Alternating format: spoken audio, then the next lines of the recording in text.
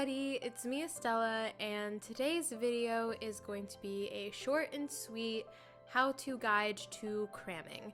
And I'm not saying I'm an expert on cramming by any means, but I have crammed for a lot of exams, so I figured I'd go over my pretty short to-do list whenever I realize I need to cram for an exam, and I usually go in this order when I need to cram, and this just allows me to not stress out about what I need to do and instead just focus on actually studying. If you're in the situation when you need to cram for an exam and maybe you have like a week or a few days, or even you have only one day left and you need to get something done but you're freaking out and you don't know where to start, hopefully this list of what to do will be helpful, but it's just my list and you don't have to follow it to the T. But yeah, I hope you guys enjoy this video and let's get into it.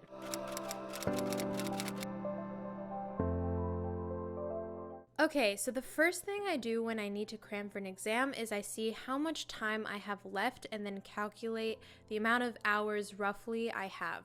So let's say that I have an exam in 2 days and I have school and I only have time after school to study, so I get home at around 2 p.m. for instance, and then I know that I usually go to sleep at around 12 so that I get enough sleep also to prepare for my exam. So I have around 10 hours to study.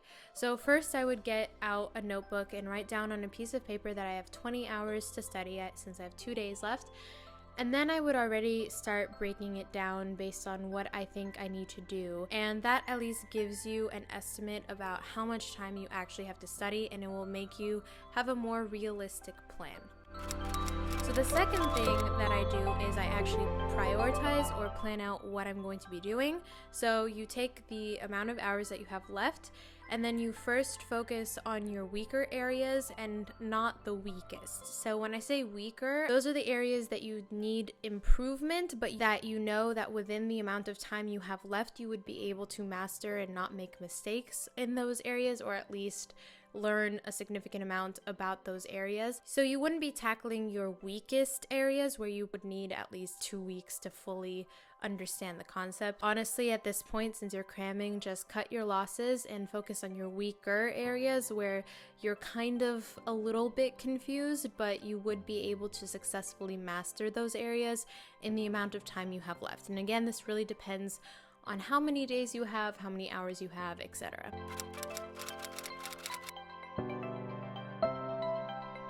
So the next step would then to be review your weak areas until you feel ready and confident that you've mastered them, and then do some practice problems in those areas.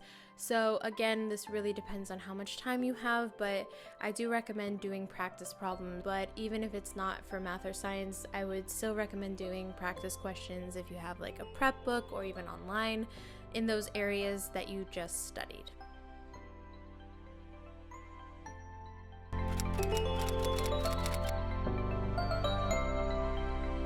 So after you've done all of that, do some full practice tests, as many as you can depending on how much time you have left. Even one full practice test is better than nothing, and this will help you prepare for the timing of the exam and also help you go over more practice questions.